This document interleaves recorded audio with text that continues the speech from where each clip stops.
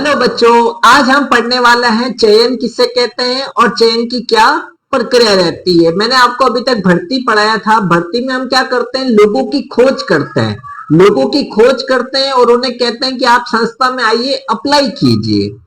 अब उनमें से जो सर्वश्रेष्ठ व्यक्ति होगा, जो हमारी क्वालिफिकेशन हमारे स्किल्स पे खरा उतरेगा, हम उसको क्या करेंगे, सेलेक्ट करेंगे। तो चयन क्या प्रक्रिया है, देखना। देखो, चयन एक ऐसी प्रक्रिया है जिसमें भर्ती के समय बनाए गए संभावित प्रत्याशियों के निकाय में से कर्मचारी को क्या करते हैं, अपन चूज करते हैं, चुनते हैं। तो चयन कौन सी प्रक्रिया है जिसमें हमने भर्ती में जो संभावित पद चुने थे, उनमें से जो प्रत्याशी आए थे उनमें से उनको चुनना कहलाता है चयन। चयन कौन सी प्रक्रिया है, एक नकारात्मक प्रक्रिया है। देखना, चयन एक नकारात्मक प्रक्रिया है। इसमें सभी उम्मीदवारों में से आवेदन किया गया है उनमें से योग्य कर्मचारी को अपन चयन करते हैं, और जो बाकी के लोग होते हैं उनको हम मना कर देते हैं। इसलिए चयन कौन सी प्रक्रिया हो गई, नकारात्मक प्रक्रिया हो गई।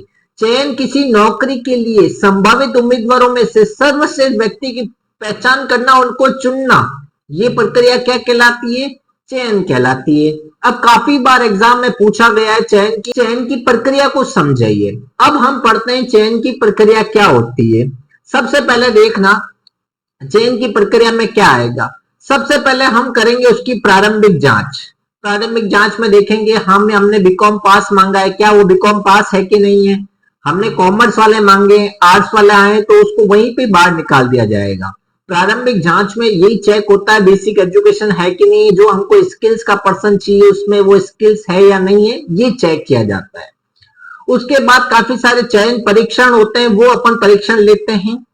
फिर उसका साक्षात्कार यानी इंटरव्यू लिया जाएगा। फिर उसका रेफरेंस चेक होगा, बैकग्राउंड वेरिफिकेशन होगा। फिर उसका अपन चयन का निर्णय लेंगे। फिर कभी कभी कोई ऐसे भर्ती होती है जिसमें अपन को डॉक्टरी शारीरिक प्रशिक्षण जरूरी होता है, जैसे आर्मी में हो गई, नेवी में हो गई। यहाँ पर क्या होता है, मेडिकल टेस्ट भी आपका होता है, तो शारीरिक व डॉक्टरी प्रशिक्षण भी होगा। फिर हम उसको ऑफर लेटर देंगे, पद का प्रस्ताव देंगे। फिर अगर वो उसको स्वीकार करता है तो हम क्या बनाएंगे, एम्प्लॉयमेंट कॉन्ट्रैक्ट बना देंगे, ठीक है ना। अपन उसका समझौता बना देंगे। सबसे पहले इंग्लिश में देखना, वापस से प्रिलिमिनरी स्क्रीनिंग हो गई, यहाँ आपका टेस्ट लिया जाएगा, फिर इंटरव्यू, फिर सिलेक्शन डिसीजन होगा, मेडिकल एग्जामिनेशन होगा, जॉब ऑफर होगी, लास्ट में हम कॉन्ट्रैक्ट बनाएंगे। तो ये आपको प्रक्रिया सीरियल वाइज याद होनी चाहिए। सबसे पहले क्या होगा, फिर क्या होगा, फिर क्या होगा, फिर क्या होगा। अब हम एक एक का विस्तृत अध्ययन करते हैं। देखना, सबसे पहले आती है प्रारंभिक जांच। आवेदक पत्रों में दी गई सूचना के आधार पर अयोग्य अथवा अनुपयुक्त पद के इच्छुकों की छटनी में प्रारंभिक जांच प्रबंध की क्या करता है, सहायता करता है। जो अनिच्छुक है, जो अपने बेसिक जो रिक्वायरमेंट है उस पर खरा नहीं उतर रहा, यहीं पे प्रबंध को सहायता करेगा कि इसको यहीं से बाहर कर दो, आगे की प्रोसेस में इसको नहीं भेजेंगे। प्रारंभिक साक्षात्कार सहायक है कि उन कारणों के आधार पर अस्वीकार करने में जो आवेदक पत्र में सूचना में नहीं आई थी, भाई आवेदक पत्र में आई नहीं वो सूचना जो अपन को चाहिए वो नहीं आई, इसको वहीं से बाहर निकाल दिया जाएगा। तो प्रारंभिक जांच आगे की प्रोसेस को सरल बनाता है। प्रबंधकों को जो अनिच्छुक है, जो रिक्वायरमेंट अपन को चाहिए वो नहीं आ रही है, तो उसको वहीं पे निकालने में वो सहायता करता है। अगला हम करेंगे चयन की परीक्षा।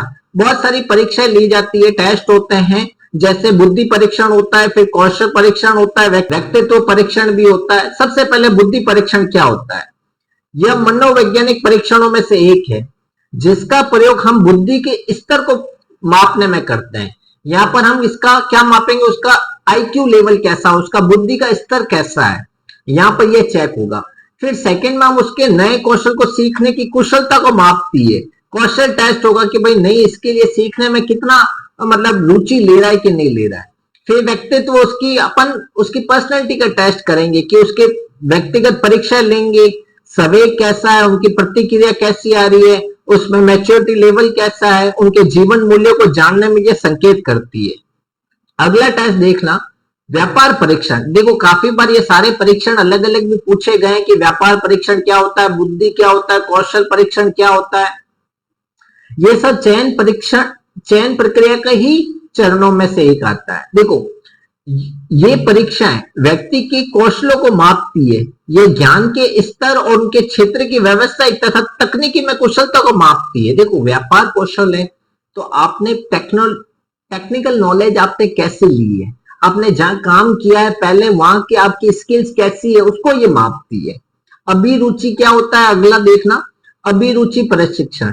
ये खास कार्य के लिए आकर्षण रहता है कि नहीं। अभिरुचि का मतलब क्या होता है, आपको कोई पर्टिकुलर काम दिया जा रहा है, आप उसमें इंटरेस्टेड हो या नहीं हो, आपकी रुचि है या नहीं है, ये परीक्षण बताता है। अभिरुचि परीक्षण का प्रयोग यह जानने के लिए किया जाता है कि उसकी रुचि किस प्रकार की है, उसका रुझान किस प्रकार के कार्यों की तरफ ज्यादा है, यानी कि आपका रुझान किस तरफ से, आपकी रुचि कहां पर है, ये चेक करने के लिए सारे प्रशिक्षण। अभिरुचि प्रशिक्षण हुआ। व्यापार परीक्षण पर्टिकुलर जो आपने काम किया उसमें आपकी कुशलता को मापती है।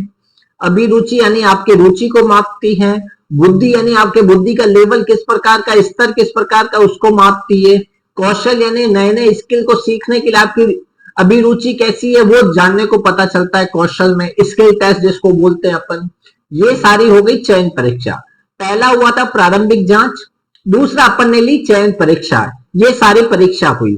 ये सारी परीक्षा प्राप्त पास होने के बाद आपको लिया जाएगा आपका इंटरव्यू। देखना, जिसको अपन साक्षात्कार कहते हैं, इंटरव्यू को क्या कहते हैं, साक्षात्कार। साक्षात्कार हमेशा औपचारिक होते हैं। औपचारिक में मतलब समझ गए, आप यहां बैठे होंगे और आपका इंटरव्यू लेने वाला ये बैठा होगा। एक से ज्यादा भी लोग हो सकते हैं और एक लोग व्यक्ति भी हो सकता है जो आपका इंटरव्यू ले रहा है।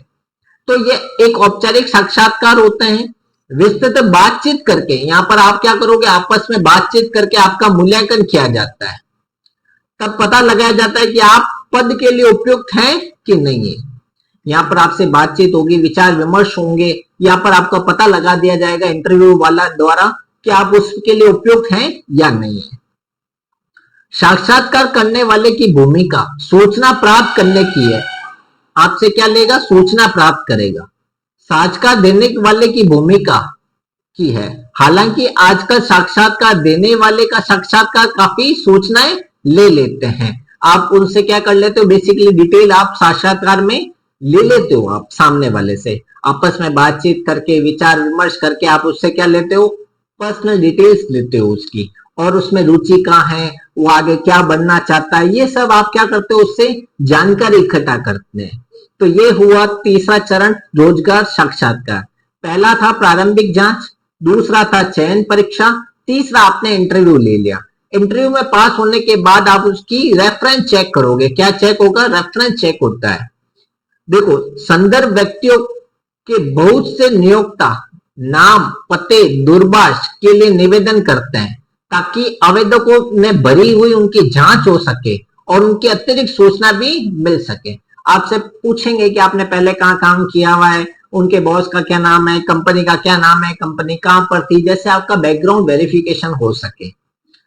पूर्व नियोक्ता जान पहचान के व्यक्ति, कोई आपका शिक्षक भी हो सकता है, कुछ विश्वविद्यालय के प्रवक्ता भी हो सकते हैं जो आपका रेफरेंस का कार्य कर सकते हैं। आपका रेफरेंस कौन देगा, आपका टीचर दे सकता है, जो आप कॉलेज में पास करे हो कॉलेज वाले दे सकते हैं, या आप पहले काम करते थे वो दे सकते हैं। ये सारे आपकी रेफरेंसेस दे सकते हैं। रेफरेंस देने के बाद आपका चयन का निर्णय होगा। अंतिम निर्णय उन उम्मीदवारों में से होता है जिन्होंने परीक्षा प्राप्त कर ली है, साक्षात्कार पास कर लिया है, रेफरेंस भी चेक हो गया है उनको। प्रबंधक के विचार सामान्यतः अंतिम चरण में निर्णायक सिद्ध होते हैं। मैनेजर यहाँ सोचेगा, विचार करेगा, फिर आपको रखना है या नहीं रखना, सिलेक्शन करना है या नहीं करना, इसका निर्णय लेगा। अगला देखना, अगर आप वहां पर निर्णय ले लेते कि इस पर्सन को रखना है, अब सिलेक्शन हो चुके आप, अब आपकी कहीं ना कहीं क्या जांच होगी, मेडिकल टेस्ट होगा। देखो, चयन निर्णय के पश्चात सबसे पहले नौकरी का प्रस्ताव दिया जाता है। उम्मीदवारों को डॉक्टरी प्रशिक्षण करवाना जरूरी है। प्रस्ताव देने से पहले आपका मेडिकल टेस्ट होगा कि शारीरिक रूप से आप फिट हैं कि नहीं है उस कार्य के लिए। पद प्रस्ताव डॉक्टरी प्रशिक्षण के बाद उसे शारीरिक रूप से कार्य करने के लिए घोषित होने पर निर्भर करता है। अगर आप डॉक्टरी मेडिकल टेस्ट में पास हो जाते हो, आपको क्या दिया जाएगा, पद का प्रस्ताव दिया जाएगा।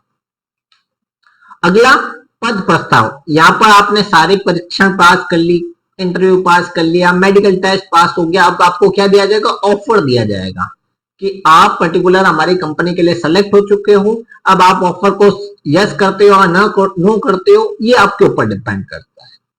चयन प्रक्रिया का अगला चरण आवेदकों को नौकरी का प्रस्ताव देना है। उन्होंने सभी परीक्षाएं पास किए, नौकरी का प्रस्ताव नियुक्ति पत्र के माध्यम से दिया जाता है, उसकी स्वीकृति की पुष्टि भी की जाती है कि आपने एक्सेप्ट किया या नहीं किया। एक तिथि निश्चित करती है। इस प्रकार का सामान्यता पत्र कंपनी एक तिथि निश्चित करती है कि भाई आपको इस तरह तक ऑफर को एक्सेप्ट करना है या रिजेक्ट करना है। और जब आप एक्सेप्ट कर लेते हो तो कंपनी एक डेट देगी जब आपको कार्यस्थल पर आना है। चयनित कर्मचारी को कार्यभार संभालने के लिए उपयुक्त समय देना चाहिए। भाई अपन को टाइम देंगे कि भाई 2 महीने के बाद, 1 महीने के बाद आप ज्वाइन कर सकते हो या 15 दिन के बाद भी दे सकते हैं। तो ये हुई हमारा पद प्रस्ताव। तो इससे हमारा ये चयन प्रक्रिया समाप्त होती है।